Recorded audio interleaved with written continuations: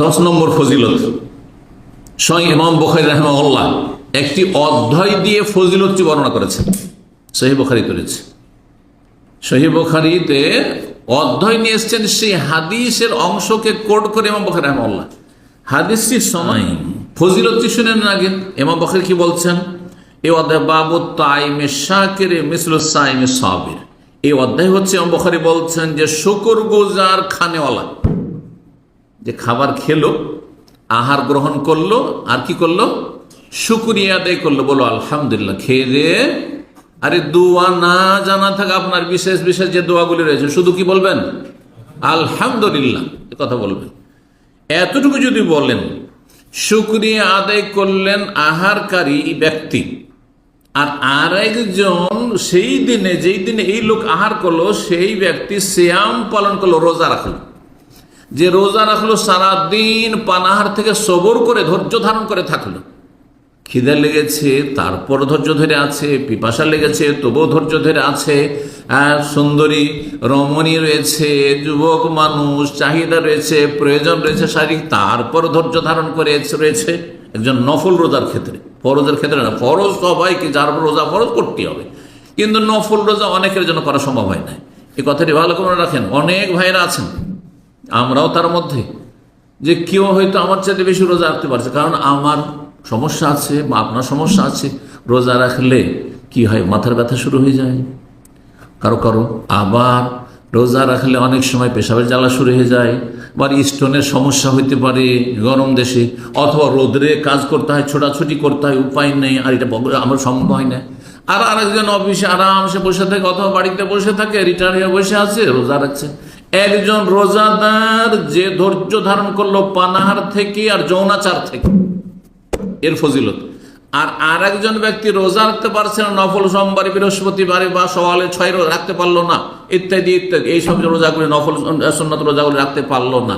সেই ব্যক্তি খাবার খেলো দিনে 3 বার করে, কিন্তু যখনই খেলো, যখনই পান করলো, তখন বললো আলহামদুলিল্লাহ, সমান সমান নাকি?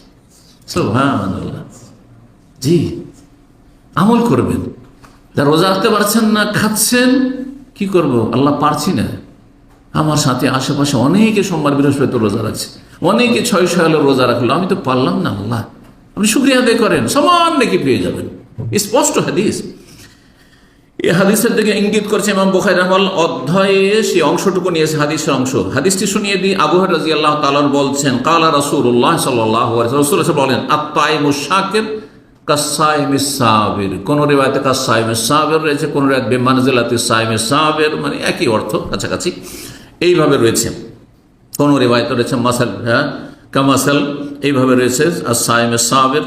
মুসনাদ আহমদের হাদিস, তিরমিজি, ইবনে মাজাহ, মুস্তাদরাক হাকিমের হাদিস। আল্লামা আলবানী সহিহুল জামের 3942 নম্বরে হাদিসটিকে সহিহ বলেছে, সহিহ হাদিস।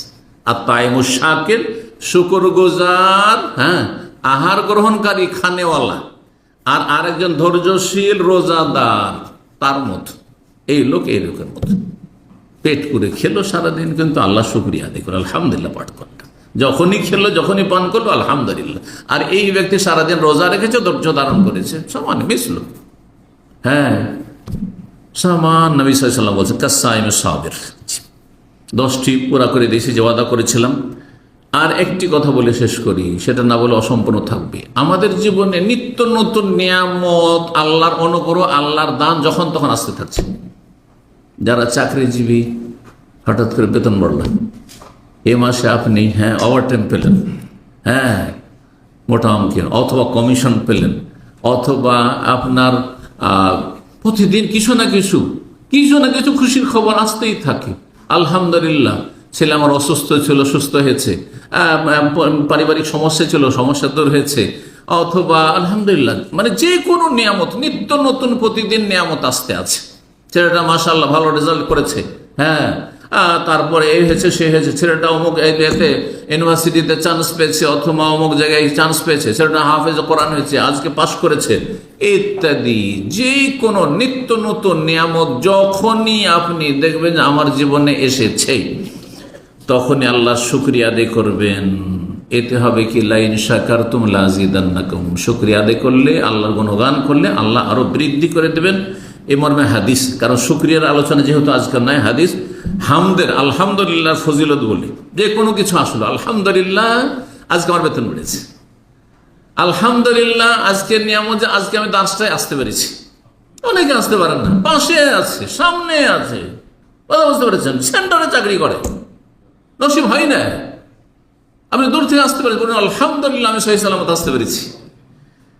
আনাস রাদিয়াল্লাহু তাআলা বলছেন ক্বালা রাসূলুল্লাহ সাল্লাল্লাহু আলাইহি ওয়াসাল্লাম, রাসূলুল্লাহ সাল্লাল্লাহু আলাইহি ওয়াসাল্লাম বলেছেন, আনাস বিন মালিক রাদিয়াল্লাহু তাআলা, নবী সাল্লাল্লাহু আলাইহি ওয়াসাল্লাম 10 বছর খাদ্য তিনি বলছেন, ক্বালা রাসূলুল্লাহ সাল্লাল্লাহু আলাইহি ওয়াসাল্লাম, রাসূলুল্লাহ বলেছেন, মা আনআমাল্লাহু আলা আবদিন নি'মাতান, কোন বান্দার উপর আল্লাহ যখন কোন নিয়ামত দান করেন বা দিয়ে থাকেন, কোন বান্দাকে অনুগ্রহ করে থাকেন, ফাকালা, যে কোনো নিয়ামত আসল, নিত্য নতুন নিয়ামত, আজকে এটা পেয়েছি, এই সপ্তাহে এটা হয়েছে, এই মাসে এটা পেয়েছি, ফাকালা, তখন বলো আলহামদুলিল্লাহ, কি বললো?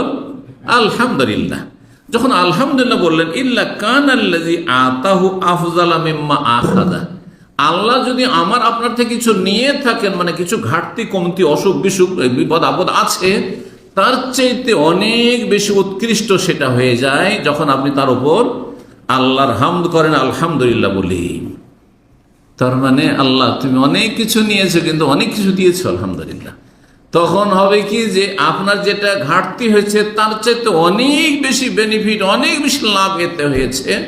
তার একটা দিক হচ্ছে আপনার বালা মুসিবতগুলো হালকা হয়ে যাবে, আস্তে আস্তে বিপদ আপদ দূর হয়ে যাবে, ঝুঁকি টেনশন যা আছে দূর হয়ে যাবে। ইবনে মাজাহ 3795 নম্বর হাদিস, আল্লাহ আলবানী সহিউল জামের 5563 নম্বরে হাদিসটিকে সহি বলেছেন। ওয়াইন তাউদ্দু নি'মাতাল্লাহি লা তুহসুহা, আল্লাহর নিয়ামতকে যদি গণনা করো শেষ করতে পারবে না। কত নিয়ামত প্রতিদিন আসছে, ঘুম হয় না অনেকের, প্রতিদিন ঘুম হয় না।